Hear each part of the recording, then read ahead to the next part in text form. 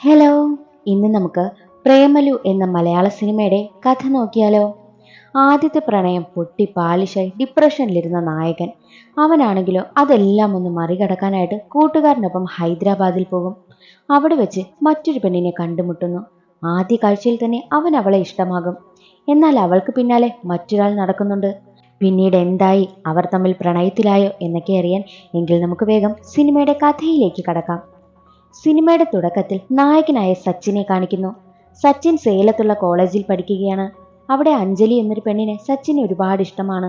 College കഴിയുന്ന അവസാനത്തെ ദിവസം അവളെ സച്ചിൻ പ്രപ്പോസ് ചെയ്യുമ്പോഴോ അവൾ മറ്റൊരാളുമായി കമ്മിറ്റഡ് ആണെന്ന് പറഞ്ഞ് അവനെ റിജക്റ്റ് ചെയ്യും. സച്ചിൻ അത് സഹിക്കാനായില്ല. അങ്ങനെ സച്ചിൻ പഠനമൊക്കെ കഴിഞ്ഞ് നാട്ടിലേക്ക് വന്നു. ലണ്ടനിലേക്ക് പോകുവാനായി ശ്രമിക്കുകയാണ് സച്ചിൻ. അതിനുള്ള ആപ്ലിക്കേഷനൊക്കെ കൂട്ടുകാരനൊപ്പം ചേർന്ന് കൊടുത്തിട്ടുണ്ട്. പക്ഷേ കൂട്ടുകാരന് പോകാനുള്ള അവസരം കിട്ടി, സച്ചിൻ്റേത് റിജക്റ്റായി.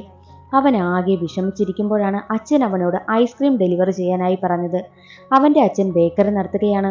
സച്ചിൻ അതുമായി പാർട്ടി നടക്കുന്ന വീട്ടിലെത്തും. അതവൻ്റെ ഫ്രണ്ടായ അമൽ ഡേവിസിന്റെ വീടായിരുന്നു. അമലിന്റെ സഹോദരിയുടെ മകളുടെ പിറന്നാൾ ആഘോഷമായിരുന്നു അവിടെ. അമലാണെങ്കിലോ സച്ചിനെയും കൂട്ടി റൂമിലേക്ക് പോകും. പ്രണയവും പൊട്ടി ലണ്ടൻ യാത്രയും മുടങ്ങിയ കാര്യം അമലിനോട് പറയും. എങ്ങനെയും ഇവിടെ നിന്നൊന്ന് മാറി നിൽക്കണമെന്ന് സച്ചിൻ പറയുമ്പോൾ അമൽ IITയിൽ ജോയിൻ ചെയ്യാനായിട്ട് പോകുന്നു. അതിൻ്റെ എൻട്രൻസ് കോച്ചിങ്ങിനായി ഹൈദരാബാദിലേക്ക് പോവുകയാണ്, വരുന്നോ എന്ന് ചോദിക്കും. സച്ചിൻ ആണെങ്കിലും വേറൊന്നും ചിന്തിച്ചില്ല, പോകുവാനായും തയ്യാറായി. അതിനുശേഷം ഹൈദരാബാദിലെ ഒരു IT കമ്പനി കാണിക്കുന്നു. അവിടെ പുതുതായി ജോയിൻ ചെയ്യുകയാണ് നായികയായ റീനു. അവളുടെ ടീമിലുള്ളവരെയൊക്കെ പരിചയപ്പെടുകയാണ്. ടീം ലീഡറായ ആദിക്ക് റീനുവിനോട് ചെറിയ ക്രഷൊക്കെയുണ്ട്. ഈ ആദി എപ്പോഴും ആർക്കും ചിരിവരാത്ത കുറെ തമാശകളൊക്കെ പറയുകയാണ് പരിപാടി. മറ്റൊരു വശത്ത് സച്ചിനും അമലും ഹൈദരാബാദിൽ വന്ന് ബസ്സിറങ്ങുകയാണ്. അതിനുശേഷം അവർ ഒരു ഹോസ്റ്റലിലേക്കും എത്തും. റീനു തന്റെ കമ്പനിയിൽ ജോലി ചെയ്യുന്ന ഫ്രണ്ടായ കാർത്തികയോടൊപ്പമാണ് ഫ്ലാറ്റിൽ താമസം. ആ ഫ്ലാറ്റിൽ നിഹാരിക എന്നൊരു പെൺകുട്ടിയും താമസിക്കുന്നുണ്ട്. അന്ന് രാത്രി ഫ്ലാറ്റിന്റെ ടെറസിലിരിക്കവേ എന്താണ് ഫ്യൂച്ചർ പ്ലാൻ എന്ന് റീനുവിനോട് കാർത്തിക ചോദിക്കുമ്പോൾ നല്ല ഹാൻഡ്സമായ കാശുള്ള ഒരു പയ്യനെ കല്യാണം കഴിച്ച് 30 വയസ്സിനുള്ളിൽ ഒരു കുഞ്ഞിനെ പ്രസവിക്കണം, പിന്നീട് പറ്റില്ലെന്നും അവൾ പറയുന്നു. അടുത്ത ദിവസം കോച്ചിങ് ക്ലാസ്സിലിരുന്ന് ഉറങ്ങുന്ന സച്ചിനെ സാർ പൊക്കുകയാണ്. ആ സാറിന്റെ വിവാഹം ഉറപ്പിച്ചു. സച്ചിനെയും അമലിനെയും സാർ കല്യാണത്തിനായിട്ട് വിളിക്കും. ആന്ധ്രയിൽ വെച്ചാണ് വിവാഹം നടക്കുന്നതും. വേറെ പണിയൊന്നുമില്ലല്ലോ, നമുക്ക് പോകാം, ഒരു ട്രിപ്പ് ആകുമല്ലോ എന്ന് സച്ചിൻ പറയും. കമ്പനിയിൽ ഒരു ഗെയിം കളിക്കുകയാണ്. അതിൽ ആദ്യപോലെ ഹാൻസമായ സെറ്റിലായ പയ്യനെ വിവാഹം കഴിക്കണമെന്ന് റീനു പറയും. അതേ സമയമായിരുന്നു ആദി അവിടേക്ക് വന്നതും. കൂടെയുള്ളവർ തമാശയ്ക്ക് അക്കാര്യം ആദിയോട് പറയുന്നു. ആദിയാണെങ്കിലോ ഒന്നും മിണ്ടാതെ ബാത്റൂമിൽ പോയിട്ട് ഒരുപാട് തുള്ളിച്ചാടുകയാണ്. റീനുവിനും അവനെ ഇഷ്ടമാണെന്ന് അവൻ കരുതി. അങ്ങനെ ആദി അവരുടെ കമ്പനിയിൽ ജോലി ചെയ്യുന്ന പെൺകുട്ടിയുടെ വിവാഹത്തിന് നമുക്ക് എല്ലാവർക്കും കൂടി പോകാമെന്ന് മറ്റുള്ളവരെയൊക്കെ നിർബന്ധിക്കും. അങ്ങനെ അടുത്ത ദിവസം എല്ലാവരും കല്യാണത്തിനായി ആന്ധ്രയിലേക്ക് പോവുകയാണ്.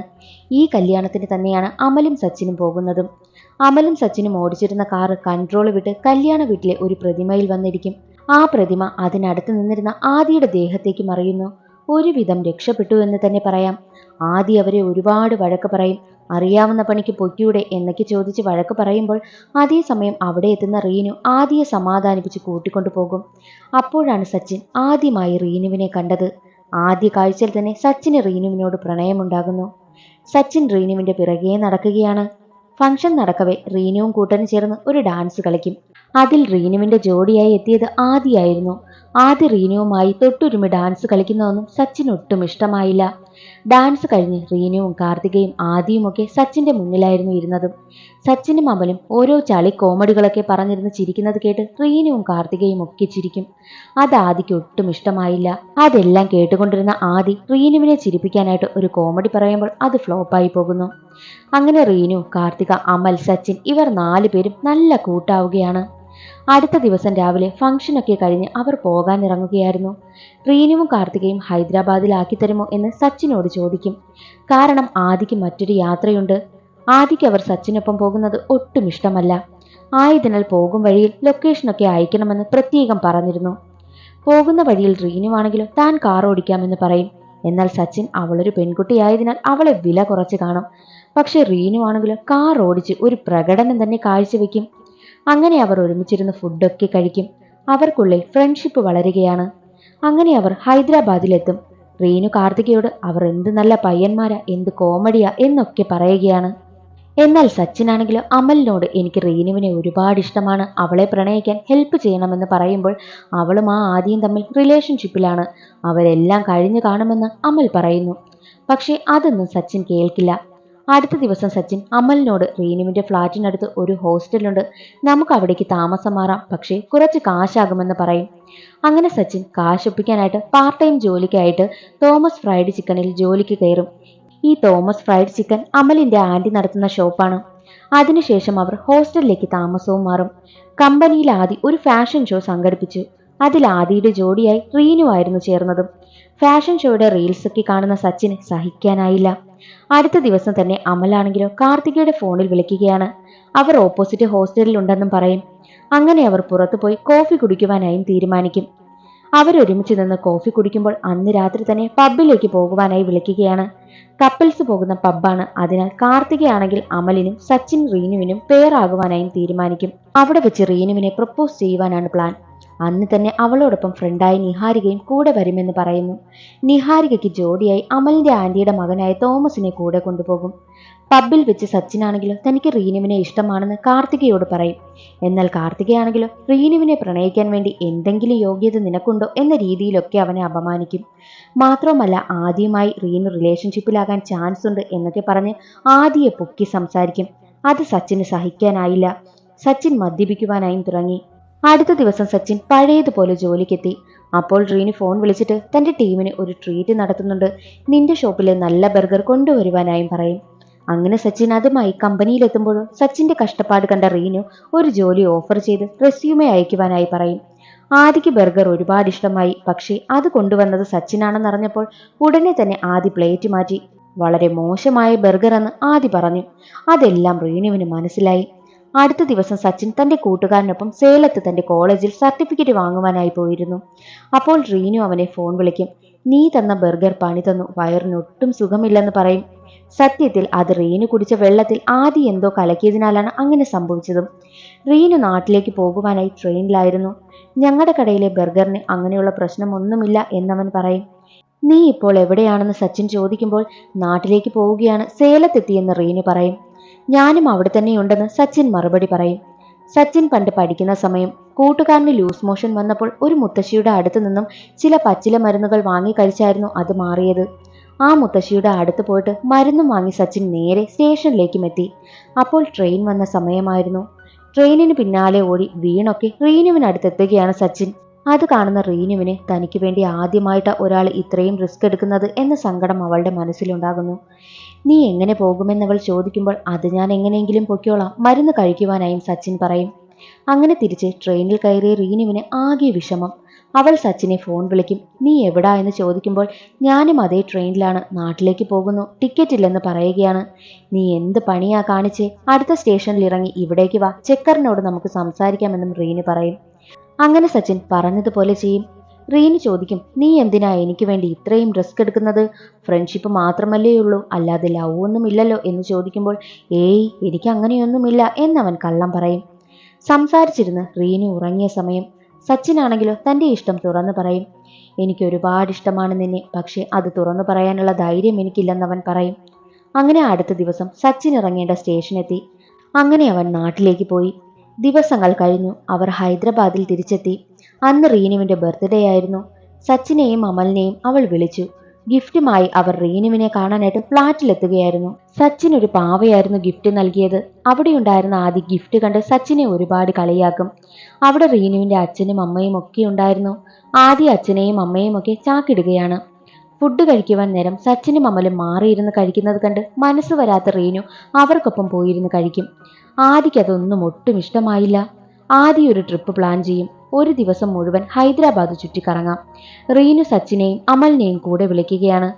പോകുവാൻ നേരം ആദ്യ തന്റെ ഗിഫ്റ്റായിട്ട് ഒരു 10 രൂപ റീനുവിന് നൽകി. അത് കണ്ട് സച്ചിനും അമലും ഒരുപാട് കളിയാക്കി ചിരിക്കും. ആ നോട്ട് പരിശോധിച്ച റീനു ഞെട്ടുകയാണ്. അതിലെ സീരിയൽ നമ്പർ അവളുടെ ബർത്ത്ഡേറ്റുമായി സാമ്യമുള്ളതായിരുന്നു. അടുത്ത ദിവസം അവരെല്ലാം ട്രിപ്പ് പോകും. ആദിയാണെങ്കിലോ സച്ചിൻ റീനുവുമായി മിണ്ടാതിരിക്കാൻ പല വഴികളും നോക്കുന്നുണ്ടായിരുന്നു. മാത്രമല്ല ആദി എപ്പോഴും സച്ചിനെ കുറ്റം പറഞ്ഞ് നടക്കുകയാണ്. അതൊന്നും റീനുവിന് ഇഷ്ടമാകുന്നതേയില്ല. അങ്ങനെ ട്രിപ്പൊക്കെ കഴിഞ്ഞ് അവരെത്തി. അടുത്ത ദിവസം സച്ചിൻ റെസ്യൂമെ തയ്യാറാക്കി അവൾക്ക് അയച്ചു. അത് മുഴുവൻ തെറ്റായിരുന്നു. അങ്ങനെ റീനു റെസ്യൂമെ തയ്യാറാക്കാൻ കഫേയിൽ നാളെ പോകാമെന്ന് സച്ചിനോട് പറയും. അതറിഞ്ഞ അമലാണെങ്കിലോ നീ അവളെ ഈ അവസരത്തിൽ പ്രപ്പോസ് ചെയ്യുവാനായും പറയും. അങ്ങനെ കഫേയിലെത്തി റെസ്യൂമെ തയ്യാറാക്കവേ സച്ചിൻ അവളോട് ഒരുപാട് ഇഷ്ടമാണെന്ന് തുറന്നു പറയുന്നു. അത് കേട്ട റീനു എന്നോട് സഹകരിച്ച് എല്ലാവരും അവസാനം ഇങ്ങനായിരുന്നു, നീയും ആ ലിസ്റ്റിൽ വന്നു അല്ലേ എന്ന് ചോദിക്കുമ്പോൾ സച്ചിൻ ആദി ഉള്ളോണ്ടാണോ എന്നെ ഇഷ്ടമല്ലാത്തത് എന്ന് ചോദിക്കുമ്പോൾ ആദി എൻ്റെ ബെസ്റ്റ് ഫ്രണ്ട് അത്രയേ ഉള്ളൂ എന്ന് പറയും. സച്ചിനെ ഇഷ്ടമല്ലെന്ന് റീനു തറപ്പിച്ച് പറഞ്ഞതിനാൽ സങ്കടം വന്ന് അവൻ അവിടെ നിന്നും ഇറങ്ങിപ്പോയി. അത് കഴിഞ്ഞ് ഇന്റർവ്യൂവിന് പോലും സച്ചിൻ എത്താതിരുന്നപ്പോൾ റീനു അവനെ തിരക്കി ഷോപ്പിലെത്തും. നീ എന്താ ഇന്റർവ്യൂവിന് വരാത്തത് എന്ന് ചോദിക്കുമ്പോൾ എന്നെ റിജക്റ്റ് ചെയ്തവരുടെ ഒരു ഹെൽപ്പും എനിക്ക് വേണ്ട എന്നായിരുന്നു അവന്റെ മറുപടി. എന്നാൽ റീനു സച്ചിനെ ഒറ്റയ്ക്ക് വൈകിട്ടൊന്ന് കാണണമെന്ന് പറഞ്ഞു. അങ്ങനെ വൈകിട്ട് അവളെ കാണാൻ എത്തുന്ന സച്ചിൻ വീണ്ടും അവളെ പ്രപ്പോസ് ചെയ്യും. അത് കേട്ട് ദേഷ്യം വന്ന റീനു, നീ ആദ്യം ഒരു ബ്രേക്കപ്പ് ഒക്കെ നടന്നതല്ലേ, നിനക്ക് റിജക്ഷൻ ഒന്നും അത്ര പ്രശ്നമൊന്നും ഇല്ലല്ലോ എന്ന് പറയും. അത് കേട്ട സച്ചിന് സഹിക്കാനായില്ല. അവൻ റൂമിലെത്തി ഒരുപാട് കരയും. അമലാണെങ്കിൽ അവനെ ഒരുപാട് ആശ്വസിപ്പിക്കും. നാട്ടിലേക്ക് പോകുവാനായും അവൻ തീരുമാനിക്കും. അങ്ങനെ പിറ്റേ ദിവസം റീനു സച്ചിനെ കാണാനായി എത്തുമ്പോൾ അവൻ നാട്ടിൽ പോയെന്നും റീനു പറഞ്ഞത് അവനൊട്ടും സഹിക്കാൻ പറ്റുന്നതല്ല എന്നും അമൽ തുറന്നു പറഞ്ഞു. അത് കേട്ട റീനുവിന് കുറ്റബോധം താങ്ങാനായില്ല. അടുത്ത ദിവസം മുതൽ സങ്കടം സഹിക്കാനാകാത്ത റീനു സച്ചിന് ക്ഷമ ചോദിച്ച് മെസ്സേജുകൾ അയക്കുമെങ്കിലും സച്ചിൻ അതൊന്നും മൈൻഡ് ചെയ്യില്ല. അങ്ങനെ മാസങ്ങൾ കടന്നുപോയി. സച്ചിന് ലണ്ടനിൽ പോകേണ്ട വിസയും റെഡിയായി. കാർത്തികയുടെ കല്യാണമായതിനാൽ അവൾ അമലിനെയും സച്ചിനെയും ഒക്കെ വിളിച്ചു. എന്തായാലും ലണ്ടനിലേക്ക് പോകുവല്ലേ, എല്ലാവരെയും കണ്ട് യാത്ര പറയാമെന്ന് കരുതി വീണ്ടും സച്ചിൻ ഹൈദരാബാദിലേക്ക് പോകുന്നു. അവിടെ വെച്ച് റീനുവിനെ വീണ്ടും കാണുകയാണ്. ആദിയും അവിടെയുണ്ട്. ആദി വെറുതെ സച്ചിനെ ചൊറിയാനായി നോക്കുമ്പോഴോ, ഡേ ആദി, ഞാൻ റീനുവിനെ പ്രപ്പോസ് ചെയ്തു, അവൾ എന്നെ റിജക്റ്റും ചെയ്തു, അത് നിനക്കറിയുമോ? നിന്റെ അവസ്ഥയും അവസാനം ഇങ്ങനാണ്, വേണമെങ്കിൽ ഇപ്പോൾ പോയി പ്രപ്പോസ് ചെയ്യുവാനായും പറയും. ആദ്യം അത് കേട്ടതും അവളെ പ്രപ്പോസ് ചെയ്യുമ്പോൾ റീനു റിജക്റ്റ് ചെയ്യുകയാണ്. അതെല്ലാം അറിയാവുന്ന സച്ചിൻ അവനിട്ട് പണി കൊടുത്തത് തന്നെയായിരുന്നു. നാണം കെട്ടി നിൽക്കുന്ന ആദിയെ നോക്കി കളിയാക്കി ചിരിക്കുകയാണ് സച്ചിനും അമലും. അത് കണ്ട ആദിക്ക് ദേഷ്യം സഹിക്കാനായില്ല. അവർക്കിടയിൽ പ്രശ്നമുണ്ടാകും. എല്ലാവരും ചേർന്ന് അവരെ പിടിച്ചു മാറ്റുകയാണ്. അന്ന് രാത്രി തന്നെ മദ്യപിച്ച സച്ചിൻ ഉറങ്ങിപ്പോയി. അതെല്ലാം കാണുന്ന റീനുവിന് നല്ല സങ്കടമുണ്ടാകുന്നു. അടുത്ത ദിവസം സച്ചിൻ എയർപോർട്ടിലേക്ക് പോവുകയാണ്. റീനു യാത്രയാക്കാൻ വരുമെന്ന് പറഞ്ഞ് കാറിൽ കയറിയിരിക്കും. മറ്റൊരു വശത്ത് ആദിയാണെങ്കിലോ സച്ചിനെ തല്ലുവാൻ കുറച്ച് ഗുണ്ടകളെ സെറ്റാക്കി അവരുടെ കാറിനെ ഫോളോ ചെയ്യുന്നു. റീനു കാറിൽ വെച്ച് സച്ചിനോട് മിണ്ടുമ്പോഴെല്ലാം അവൻ എനിക്ക് ആരുണ്ട്, ഞാൻ ഫ്ലൈറ്റ് തകർന്ന് മരിച്ചാലും ആർക്കാ കുഴപ്പം എന്നൊക്കെ പറയുമ്പോൾ, എടാ, എൻ്റെ സങ്കല്പത്തിലെ ഭർത്താവിൻ്റെ ഒരു ക്വാളിറ്റിയും നിനക്കില്ല, പക്ഷേ എന്തോ എനിക്ക് നിന്നെ ഒരുപാട് ഇഷ്ടമാണ്, ഐ ലവ് യു എന്നവൾ പറയുകയാണ്. അത് കേട്ട സച്ചിന്റെ മനസ്സിൽ ലഡ് പൊട്ടും. അതേ സമയമായിരുന്നു ആദി ഗുണ്ടകളുമായി എത്തി അവരുടെ കാർ ബ്ലോക്ക് ചെയ്തതും. കാറിലുണ്ടായിരുന്ന തോമസ് പേടിച്ചിറങ്ങി ഓടി. സച്ചിനെ എങ്ങനെയും അടിച്ചേ പറ്റൂ എന്ന് പറഞ്ഞു വരുമ്പോഴോ റീനു തന്റെ കയ്യിലുണ്ടായിരുന്ന പെപ്പർ സ്പ്രേ ആദിയുടെ നേരെ അടിക്കും. കൂടെ ഉണ്ടായിരുന്ന ഗുണ്ടകളുടെ മുഖത്തും അടിച്ചിട്ട് സച്ചിനെയും കൊണ്ട് പോവുകയാണ്. എയർപോർട്ടിൽ എത്തിയപ്പോൾ, നീ പോകുന്നോ, ഒന്നുകൂടി ആലോചിക്ക്, ഞാൻ നിന്നെ ജോലി ചെയ്ത് നോക്കിക്കോളാമെന്ന് റീനു പറയുമ്പോഴോ, പറ്റില്ല, എനിക്ക് പോയേ പറ്റൂ എന്ന് സച്ചിൻ മറുപടി പറയും. കാറിൽ വെച്ച് എന്തോ ഒന്ന് പറഞ്ഞല്ലോ, കേട്ടില്ല എന്ന് പറയുമ്പോൾ റീനു ഒന്നുകൂടി ഐ ലവ് യു എന്ന് പറഞ്ഞ് അവനെ കെട്ടിപ്പിടിച്ച് നെറ്റിയിൽ ഉമ്മ കൊടുക്കും. അവർ രണ്ടുപേരും കരയും. നമ്മുടെ പ്രണയം ഇവിടെ ആരംഭിക്കുന്നു, ഇനി മുതൽ നമ്മൾ ലോങ് ഡിസ്റ്റൻസ് റിലേഷൻഷിപ്പ് ആണെന്ന് റീനു പറയും. അങ്ങനെ അമലിനോടും റീനുവിനോടും യാത്ര പറഞ്ഞ് മനസ്സില്ലാ മനസ്സോടെ സച്ചിൻ യാത്രയാകും. റീനുവും അമലും തിരികെ പോകും. ഓടിപ്പോയ തോമസിനെ തിരികെ കിട്ടുകയാണ്. പോകും വഴിയിൽ റീനുവും സച്ചിനും ചാറ്റ് ചെയ്യുകയാണ്. ഇനി അവരുടെ പ്രണയം ഇതുപോലെയാണെന്ന് കാണിച്ചുകൊണ്ട് സിനിമ അവസാനിക്കുന്നു. ഇന്നത്തെ വീഡിയോ എല്ലാവർക്കും ഇഷ്ടമായെന്ന് കരുതുന്നു. ഇഷ്ടമായാൽ ഒന്ന് ലൈക്ക് ചെയ്ത് സപ്പോർട്ട് ചെയ്യാനും ചാനൽ ഒന്ന് സബ്സ്ക്രൈബ് ചെയ്യാനും പിന്നെ നിങ്ങളുടെ അഭിപ്രായങ്ങൾ കമന്റ് ചെയ്യാനും മറക്കരുതേ. അടുത്തൊരു സിനിമയുടെ കഥയിൽ കാണാം. അതുവരെ എല്ലാവർക്കും ബൈ.